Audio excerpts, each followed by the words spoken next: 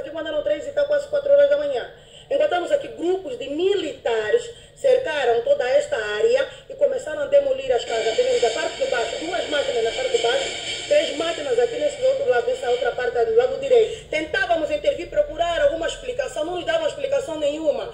Então começaram a nos meter a correr a tiros. É tiros, a fazer tiros contra a população. Houve tiros aí em frente, que ninguém, nenhum povo que estava vindo aí daquele lado poderia entrar. Eu próprio fui vítima.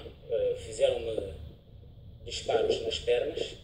Tinha cá 3 forças do exército. Tinha exército terrestre, tinha fuzileiros navais, tinha força aérea, armados. Depois surgiram alguns elementos da Polícia Nacional num helicóptero escoltando um branco. Era mais ou menos 5 carros que tinha aqui dos homens Fá. Tiraram moradores de dentro de casa, atiraram, fardado, roubaram coisas aqui na empresa, computador, botija de gás.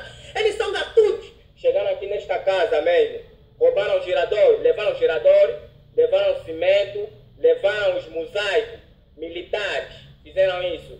O que fez? Houve senhoras que morreram de tanto ataque a lamentarem bastante. Nós todos fomos